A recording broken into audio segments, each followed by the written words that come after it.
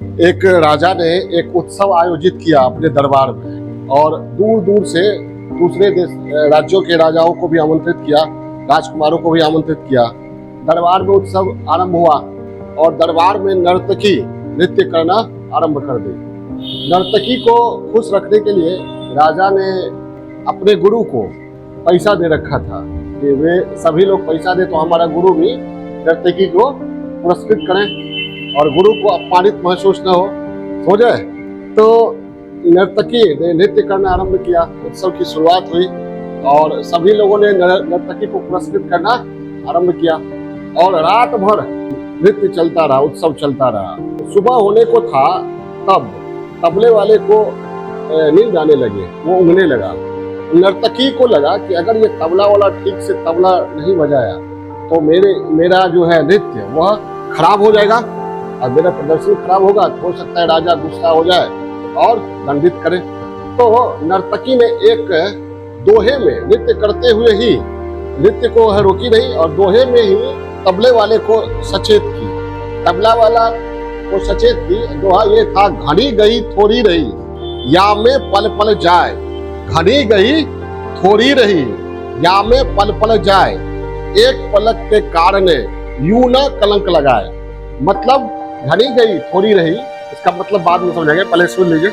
तो ये सुनते ही तबला वाला सचेत हो गया और वो बजाने लगा, ठीक है। और राजकुमारी जो थी उसने अपना नौलखा हार दे दिया नर्तकी को, ठीक है। राजकुमार उठा, उसने भी अपना नौलखा हार नर्तकी को दे दिया और गुरु जो बैठा हुआ था उसकी आंखों से आंसू गिरने लगा। वो जो है अपना सारा जो राजा ने दिया था उसको, सारा कुछ नर्तकी को दे दिया और उसकी आंखों से आंसू गिरने लगे। किनके आंखों से? गुरु की आंखों से। अब राजा को बड़ी आश्चर्य लगा कि अचानक क्या हो गया सबको। तबला वाला इतना बढ़िया तबला बजाया नहीं रात भर, ठीक है। और राजकुमारी ने नौलखा हार आज तक किसी को नहीं दिया, दे दिया। राजकुमार नौलखा हार किसी को आज तक नहीं दिया, दे दिया। हर रात में किसी को ये नहीं हुआ है कि नौलखा हार दे, ना राजकुमार को ना राजकुमार को, दे दिया। गुरुजी ने सारा पैसा अंत में जाके नर्तकी को दे दिया। क्या बात थी?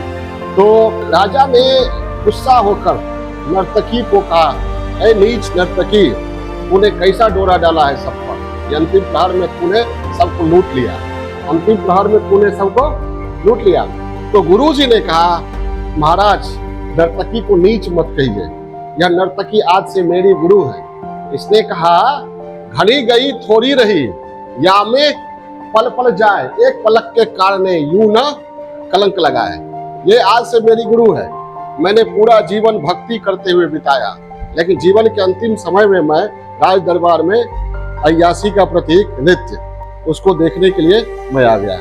मैं स्वयं को रोक नहीं सका। ये मेरे चरित्र पर कलंक लगने की तरह था। इस नर्तकी ने मुझे सचेत किया, मार्गदर्शन किया। मैं आज से इसे गुरु मानता हूँ, ठीक है। फिर गुरु ने कहा, इस दोहे से तबला वाले को क्या समझ में आया कि रात तो बीत गई, अब थोड़ी देर की बात है।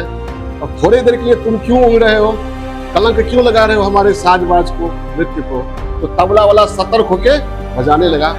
राजकुमारी ने कहा, महाराज पिताजी को, पिताजी मैं जवान हो गई हूँ लेकिन आप ध्यान नहीं दे रहे थे, ठीक है। और मैं आज ही महावत के साथ भागने वाली थी, लेकिन जब इस नर्तकी ने दोहा कहा तो मुझे समझ में आ गया कि पिताजी तो खोज ही रहे हैं मेरे बारे में, मेरे लिए दूल्हा, ठीक है। तो मैं क्यों भागूं, क्यों कलंक लगाऊं।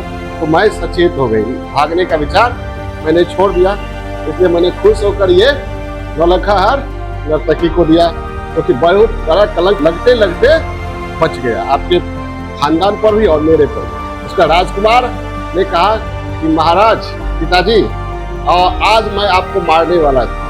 मैं सोच रहा था बहुत दिनों से कि मेरे पिताजी गद्दी छोड़ ले रहे हैं, मरते दम तक रहेंगे और मुझे राजा बनने का अवसर नहीं मिलेगा। आज मैं आपको मारने ही वाला था, लेकिन इस नर्तकी ने, इस दोहे ने मुझे सचेत कर दिया। बहुत कम समय बचा है जब आपका राज्यारोहण होगा, मेरा राज्यारोहण होने ही वाला है, ठीक है। इसलिए मैंने आपको मारने का विचार छोड़ दिया। आज हमसे बहुत बड़ी दुर्घटना होने वाली थी, कलंक लगने वाला था मेरे पर, ठीक है। इसलिए मैंने नर्तकी को नौलखा हार दिया। अब राजा के पसीजने की बारी थी।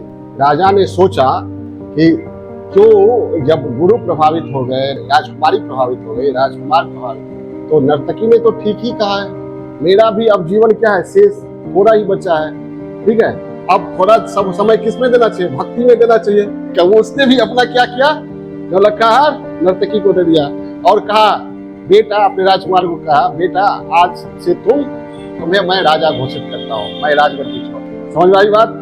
अब नर्तकी को भी लगा कि मेरे दो पंक्तियों के दोहे ने सभी की तकदीर को बदल दिया, अब मैं क्यों नहीं बदली। नर्तकी ने भी उस दिन से नृत्य करने का विचार त्याग दिया और अध्यात्म की ओर प्रयाण कर गई। ठीक है, तो सही समय पर सही लोगों के बीच कही गई बात सटीक बैठती है।